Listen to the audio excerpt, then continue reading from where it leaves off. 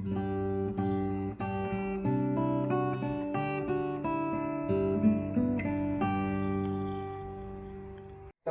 nós concluímos na semana passada, depois de 2 anos e 2 meses, a pregação do Evangelho de Marcos. Começamos em dezembro de 2023, no primeiro domingo de 2020, no primeiro domingo de dezembro de 2023, Marcos, capítulo 1, versículo 1. E no domingo passado, nós concluímos com Marcos, capítulo 16, versículo 1 ao versículo 8. E se Deus permitir, durante esse ano de 2025, nós vamos expor Gênesis 1 até Gênesis 11. Eu creio que daqui para o final deste ano, início do próximo ano, mais provavelmente no início do próximo ano, nós concluiremos essas 7 exposições em Gênesis 1 até Gênesis 11. E será uma passagem assim, muito importante nas Escrituras, sem dúvida nenhuma, para nós, com muitos ensinamentos. Mas antes de iniciar, irmãos, esse meu empreendimento com os irmãos, eu gostaria de fazer algumas considerações, ou pelo menos uma consideração. Eu queria dizer para os amados que hoje eu vou pregar o texto da palavra de Deus. Os irmãos têm que ter consciência, especialmente aqueles que não me conhecem, que eu não sou um cientista. Tá? Eu acho que quase todos de vocês sabem que eu sou um teólogo de carreira e não um cientista. De modo que o meu conhecimento científico, meus irmãos, é muito limitado. Pense como é limitado.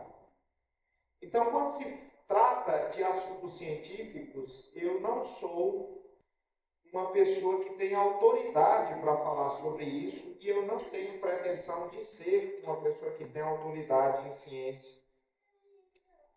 Então, ninguém deve esperar nessa noite, nem nos próximos domingos, enquanto estivermos pregando aqui em Gênesis 1 e em Gênesis 2, que eu traga assim um grande estudo científico. Eu sei que existem, inclusive, cristãos, bons cristãos, alguns deles presbiterianos, inclusive, que poderão dar muitas explicações científicas a alguns pontos desse texto da Palavra de Deus e sobre a origem do universo. Mas assim, mesmo por falta de conhecimento e também por uma própria ideia da natureza do que é uma pregação, eu não tenho intenção de tratar aqui com os irmãos de assuntos científicos. O meu objetivo, irmãos, é explicar o texto de Gênesis, especialmente desses primeiros capítulos, como um documento inspirado e digno da nossa confiança, sabendo, irmãos, que esse texto é a palavra de Deus para nós, para a nossa edificação. Isso, logicamente, não contraria a ciência séria, o método científico correto, porque em nenhum momento a palavra de Deus vai se contradizer à verdade. Mas, sem dúvida nenhuma, irmãos, toda ciência séria deveria se acomodar e, sem dúvida nenhuma, também deveria ser coerente com aquilo que é a palavra de Deus, que é inerrante, autoritativa para as nossas vidas. Então, hoje eu gostaria de começar a pregação nesse livro tão fantástico, que eu espero que seja de muita edificação para os irmãos. E hoje eu não poderia de pregar, então, em outro texto. Então, abra a sua Bíblia, por favor, em Gênesis, no capítulo 1, no versículo 1. Hoje eu vou pregar em um versículo. Gênesis 1, versículo 1. E eu vou expor esse texto da palavra de Deus. Na próxima semana eu vou pregar em Gênesis 1, versículo 2 e versículo 3. E assim a gente vai chegar até o final do capítulo 11. Se Deus permitir, daqui a um ano e alguns meses, talvez. Então, abra sua Bíblia em Gênesis 1, versículo 1. Fique em pé, por favor, em reverência à palavra de Deus. E vamos fazer a leitura desse texto da palavra do Senhor. Diz assim, Gênesis capítulo 1, versículo 1. No princípio criou Deus os céus e a terra. Leia comigo novamente. No princípio criou Deus os céus e a terra. Amém. Aí em pé, vamos orar ao Senhor nosso Deus. Quero pedir para que o diácono Regis nos leve a Deus para oração. Oremos.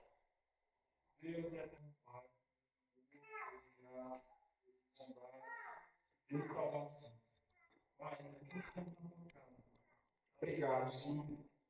Onde a gente vai se unir para cantar louvores a Ti, para orar em Ti. Sim. Chegou a hora que a gente onde a gente vai ouvir a Tua Santa Palavra, que o Senhor possa abrir os nossos olhos, que o Senhor possa abrir o nosso entendimento, para que a gente possa nos aprender a palavra e a praticá-la, seja com a igreja, seja com o que quiser, Senhor. Usa ele realmente para a honra e glória do Teu Santo Nome. No nome de Jesus. Em nome do nosso Salvador Jesus, amém. Amém, Senhor. Podem sentar.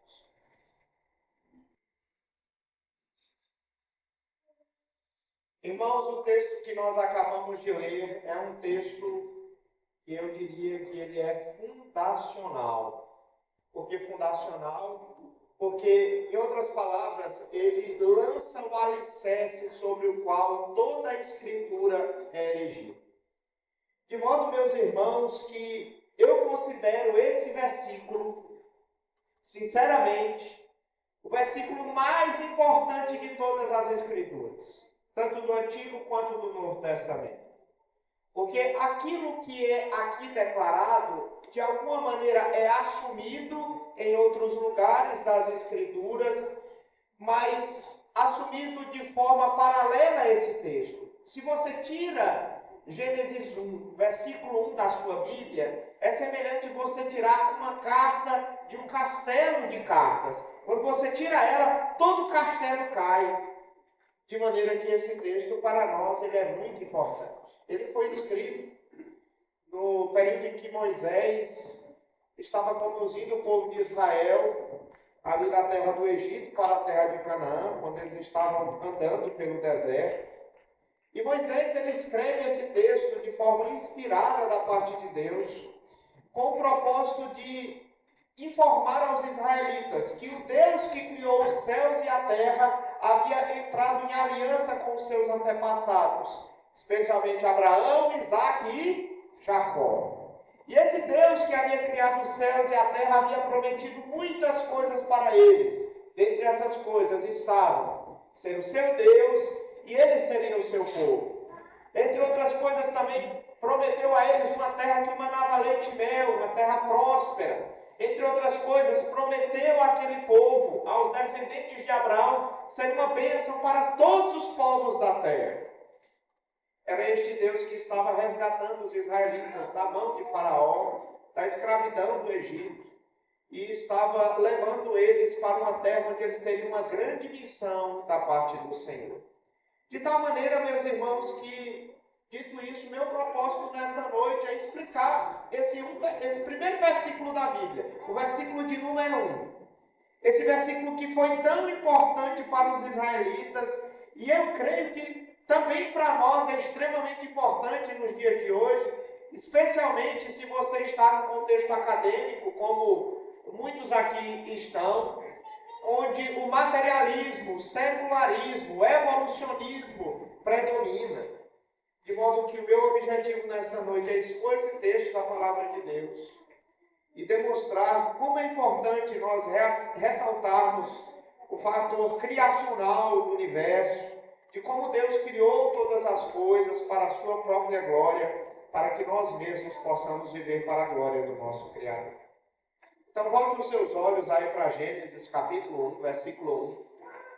E nós vamos aqui ler novamente esse texto, para que esse texto fique bem gravado em nossas mentes. Gênesis 1, versículo 1. O que é que diz aí o texto? Leia comigo, por favor. No princípio, criou Deus os céus e a terra. Meus irmãos, Moisés não poderia ter sido mais direto. Ele não poderia ser mais simples em sua escrita do que foi neste versículo. Moisés, irmãos, aqui ele foi muito claro. De forma muito resumida, irmãos, eu gostaria de dizer que esse versículo nos ensina 3 verdades. Prestem bem atenção. Esse versículo nos ensina 3 verdades. Em primeiro lugar, esse versículo nos ensina quando o universo foi criado. Em segundo lugar, esse versículo nos ensina quem criou o universo. E em terceiro lugar, esse versículo nos ensina como o universo foi criado. Você entendeu? Quando, quem e como. Quando o universo foi criado? Quem criou o universo? E de que forma? De que maneira? Como o universo foi criado? E esse texto, portanto, nos ensina essas três verdades. Então, responda. Vamos lá. Volte os olhos aí para Gênesis 1. E quando é que diz aí o texto que o universo foi criado? Foi quando? A Bíblia está dizendo que o universo, tudo que existe, foi criado no princípio. Em outras palavras, a Bíblia está dizendo para mim e para você que faz faculdade, que o universo ele teve um princípio, ele teve um começo. Porque, irmãos, quando as cortinas da eternidade se abriram e o pontapé do tempo se deu início, foi justamente nesse momento que diz aqui Moisés que os céus e a terra, ou seja, todo o universo foi criado. Isso é muito importante. Como eu disse para você, se você está na universidade, isso é muito importante. Por quê?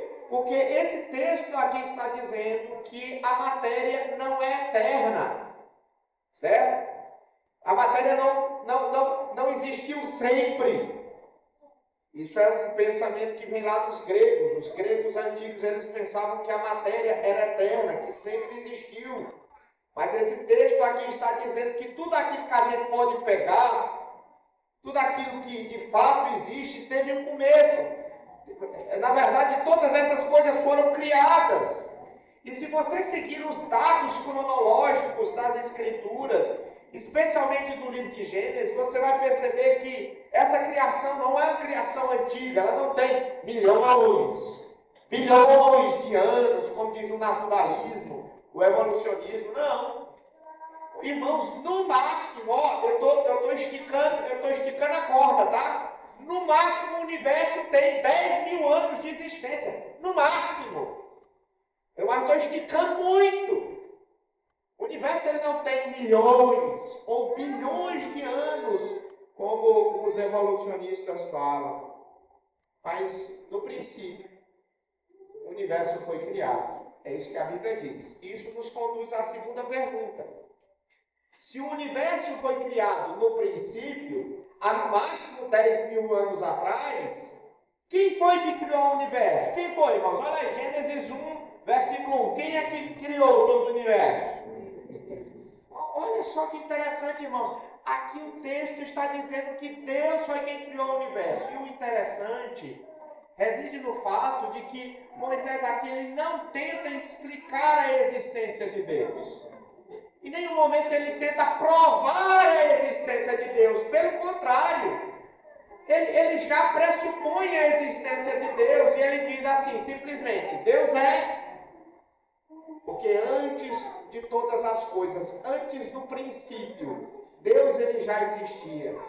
Sabe, irmãos, lá na eternidade passada, o Deus Pai, o Deus Filho e o Deus Espírito Santo, a Trindade Santíssima, três pessoas da Trindade, elas viviam em união, elas viviam em amor, elas viviam em harmonia e perfeita felicidade.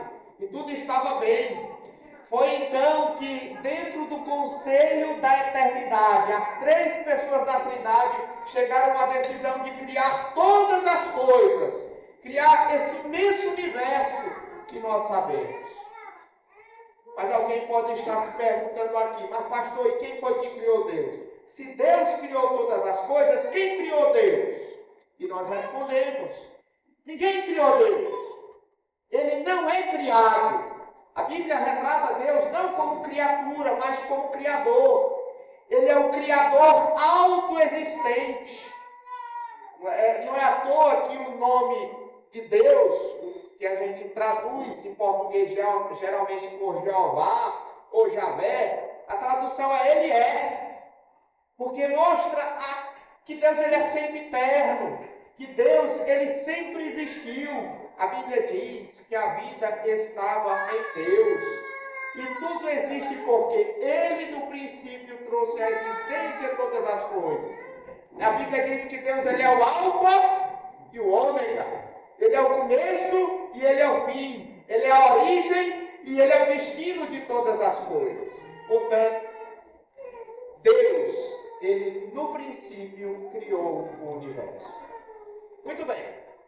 Essa é a segunda pergunta. Quem foi que criou todas as coisas? Quem criou o universo?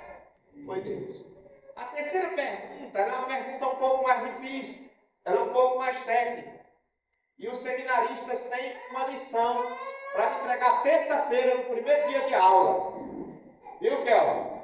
Você que vai ser aluno meu de lexicografia, você vai ter essa tarefa. Em que sentido Deus criou todas as coisas? Bem, esse texto aqui, meus irmãos, em hebraico, esse verbo criar é um verbo que é traduzido em português, um verbo hebraico, chamado bará. É o verbo bará. Esse verbo, ele em todas as escrituras do Antigo Testamento, ele unicamente é aplicado tendo como sujeito o Senhor. Deus, ele é o único bará, é o único que cria dessa maneira aqui. Que criação é essa? É uma criação a partir do nada.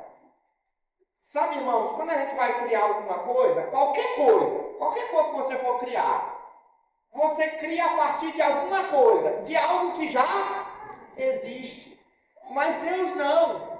Deus, no seu trabalho criador, ele não usou nada para fazer todas as coisas. É como diz lá o apóstolo Paulo em Romanos, capítulo 4, versículo 17. O apóstolo Paulo diz que Deus chama à existência as coisas que não existem. É aquilo que a gente chama de criação ex nihilo, ou seja, a partir do nada. Deus, ele é tão poderoso, ele é tão grandioso que ele fez todas as coisas pela força do seu poder, a partir de nada. E sabe o que é maravilhoso? O universo é enorme. É muito maior do que nós podemos imaginar. Hoje nós temos dois grandes telescópios. Nós temos o Hubble, que é muito conhecido, e nós temos um outro telescópio muito mais potente que o Hubble, chamado James Webb. Esses telescópios, eles têm no jeito de enxergar muito além do que nós jamais imaginamos. Há milhões e milhões e milhões de quilômetros de distância, e tem nos fornecido assim imagens fantásticas sobre o universo. Eu há alguns anos, eu acho que há uns bons anos, tá, irmãos?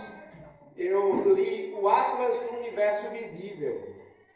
E lá no Atlas do Universo Visível, que é um livro calhamaço, diz que existem 10 bilhões de grandes galáxias já reconhecidas no universo. Irmãos, 10 bilhões de galáxias é muita coisa. E dessas 10 bilhões, nem todas foram catalogadas. E lá também no Atlas do Universo Visível diz que existem cerca de 3 bilhões de estrelas reconhecidas. Uma delas é o Sol. Mas, para além dela, existem mais outras 3 bilhões de estrelas. Só que apenas existem alguns poucos milhões catalogados. Então, irmãos, quando a gente vai olhar o tamanho do universo, a gente percebe que a Terra é como assim, é um grãozinho de areia no meio de uma grande praia. É uma coisa minúscula. E sabe o que é mais fantástico nisso tudo? É que Deus nos colocou para viver justamente no lugar certo. Porque se a Terra fosse um pouquinho mais próximo do Sol, seria quente demais. Já pensou a Terra sendo mais perto do Sol? Já imaginou? Se a gente fica para não viver, né, irmã Rebeca? Não perde a fome? Não imagina mais próximo do Sol. Mas Deus colocou no lugar certo. E se fosse mais distante, ficaria gelado demais. Então, de alguma maneira, sábia e poderosa, Deus nos colocou onde nós deveríamos estar para viver. Não foram as forças do acaso que nos colocaram aqui. Foram as mãos poderosas e sábias de Deus que nos colocaram para viver onde nós vivemos. A grande questão, irmãos, portanto, resolvido essas três questões, quando, quem e como o universo foi criado, a grande questão que fica nessa noite para você é: você acredita, você crê naquilo que solenemente Gênesis 1:1 declara? Eu estou lhe fazendo essa pergunta porque só existem duas possibilidades. Ou você acredita que Deus criou todas as coisas, ou você acredita que todas as coisas surgiram a partir do acaso, surgiram aleatoriamente. Existem muita gente que pensa assim. Por exemplo, existe um homem chamado Jacques Monod. Ele ganhou, impressione-se, ele ganhou o Prêmio Nobel. E ele escreveu um livro chamado Acaso e Necessidade. E ele escreveu o seguinte, preste atenção, abre aspas. Ele diz assim: o homem está sozinho na imensidão, insensível do universo, da qual ele emergiu por acaso. Veja que ele é um biólogo que ganhou um prêmio Nobel. Aí ele continuou: só o acaso é a fonte de todas as inovações. O acaso sozinho é a fonte de toda a criação na biosfera. Veja que coisa terrível.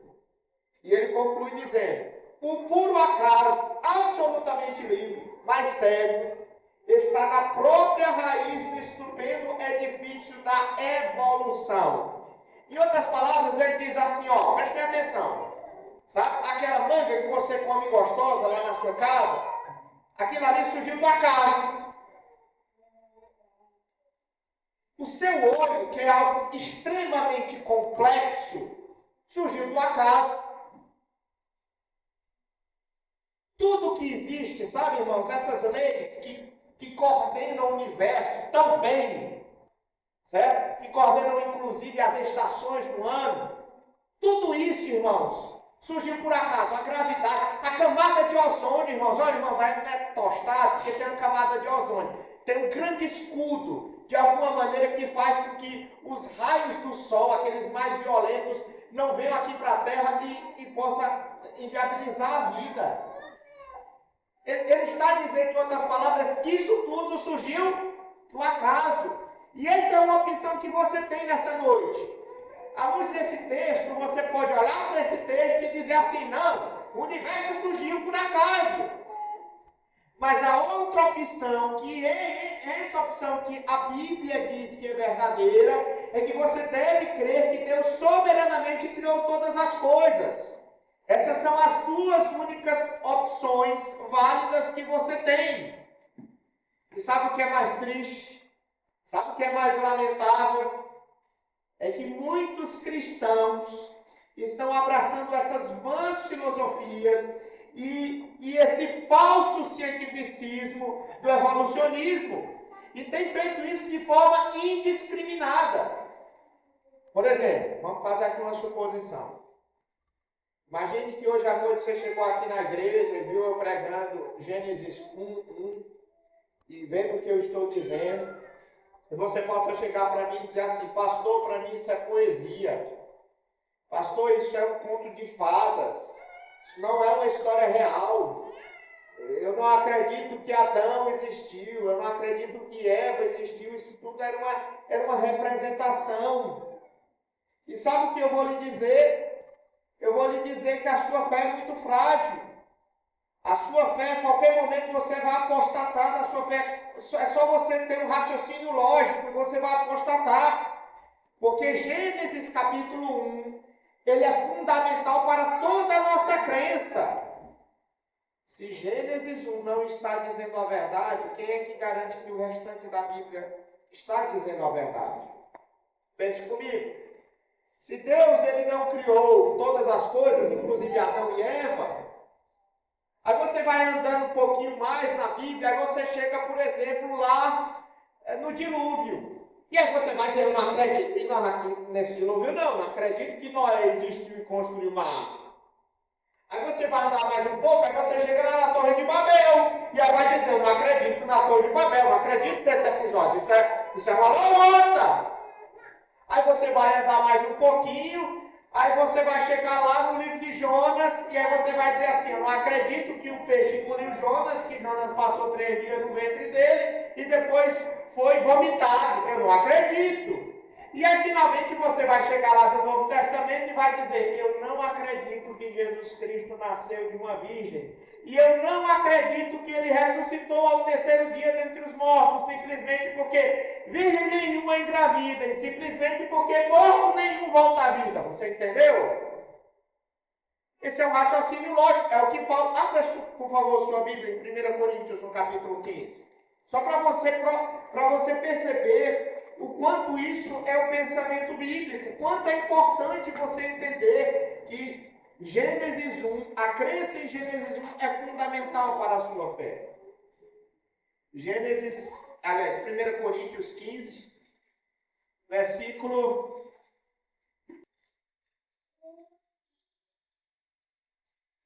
22. Leia comigo, por favor. Bem forte, leia. Porque assim como em Adão todos, assim também todos serão purificados em Cristo. Olha só, qual é a conclusão lógica que você tirar aqui? Se Adão não existiu, se o primeiro Adão não existiu, qual é a razão do segundo Adão ter vindo, Cristo Jesus? Você entendeu a lógica? Isso se estende por toda a Escritura. Se Gênesis 1 não é verdade, o restante das Escrituras, inclusive o Evangelho de Marcos, que eu preguei aqui durante 2 anos e 2 meses, também pode não ser verdade. E todas as outras coisas. E a minha exortação nessa noite a esta minha igreja é, irmãos, não vamos cair nessa armadilha do diabo. O materialismo, o evolucionismo e todas essas outras teorias filosóficas e científicas, elas não reconhecem a criação de Deus. E elas não reconhecem a criação de Deus porque elas são evasivas. Deixa eu explicar para você o que eu quero dizer por evasivas. Eu quero dizer por evasivas porque a Bíblia, ela apresenta Deus não apenas como Criador, mas como legislador também. Quando Deus cria todas as coisas, Ele diz como as coisas elas devem funcionar. Entendeu? Então, por exemplo, por que você vai chegar aqui e vai escutar desse púlpito eu dizendo assim, irmãos, nós somos contra o aborto, nós somos contra a união homossexual e outras coisas que são comuns nessa época. Por que, meus irmãos? Por que nós somos contra? Por causa da nossa crença que lá no princípio de todas as coisas, Deus criou o homem à sua imagem e semelhança. E até um bebezinho no ventre da sua mãe carrega a imagem e semelhança de Deus. Só Deus tem o poder para retirar a vida de alguém. Só Deus tem poder para tomar a vida de alguém. Por que nós somos contra o casamento homossexual? Porque nós cremos que lá no princípio Deus criou o homem e uma mulher. Deus criou a mulher da costela do homem para ser a sua auxiliadora. E toda e qualquer distorção disso, a Bíblia diz que vai ser o quê? Vai ser alvo de julgamento. Aí o evolucionista chega para você e diz o seguinte, Deus não existe, não, o homem veio do macaco, o homem veio de uma ameba aí, de alguma coisa o homem criou, surgiu do nada.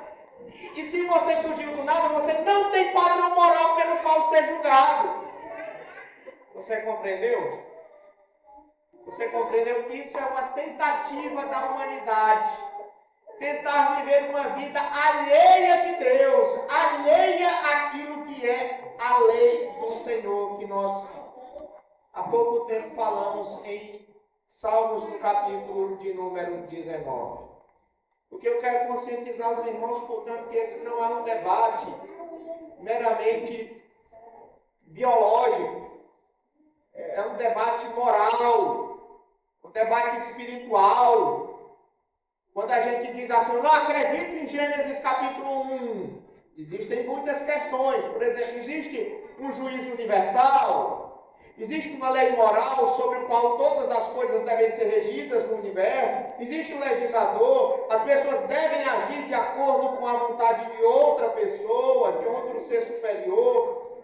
Existe um julgamento final? Então a invenção da evolução foi justamente essa, para tentar tirar da sua cabeça que Deus existe. Para que você não tenha que se preocupar no dia do julgamento, prestar contas àquele que lhe criou e que você pertence a ele.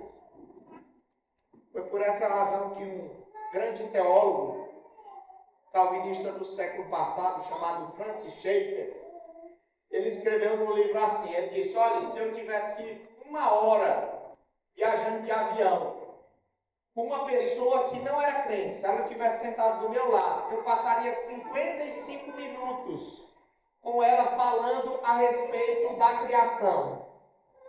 De como Deus criou todas as coisas, inclusive ela. E eu gastaria os últimos 5 minutos falando a respeito de como Jesus Cristo veio restaurar a criação que havia sido degenerada por conta do pecado.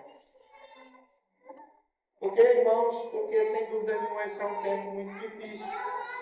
As pessoas hoje em dia, elas não têm aceitado o cristianismo, elas não têm aceitado Cristo, muitas vezes porque elas não entendem ou não aceitam Gênesis capítulo 1, versículo 1, que diz que Deus criou os céus e a terra com um propósito que Ele mesmo havia determinado.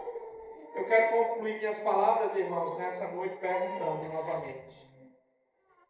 Você acredita no texto de Gênesis capítulo 1, versículo 1? Se você acredita, eu gostaria de pedir para você se apegar com esse livro, que Gênesis 1 está registrado. Esse livro é um livro que revela não apenas como Deus criou todas as coisas, mas como também Deus, Ele redimiu todas as coisas em Cristo Jesus.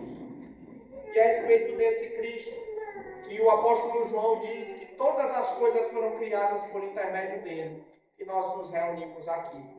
Deus, Ele não é apenas o seu Criador, mas o seu Redentor, se você se arrepender dos seus pecados e crer em Cristo Jesus. Se você crer em Cristo Jesus, você vai ser justificado dos seus pecados.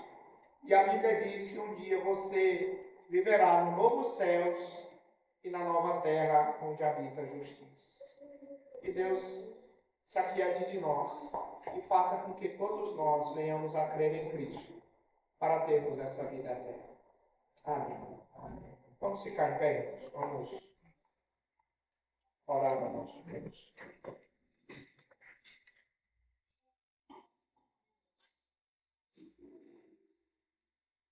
Senhor nosso Deus, obrigado porque o Senhor criou todas as coisas, o Senhor não devia nada para ninguém, o Senhor não precisava criar todas as coisas, mas pela sua infinita condescendência para conosco, o Senhor nos criou.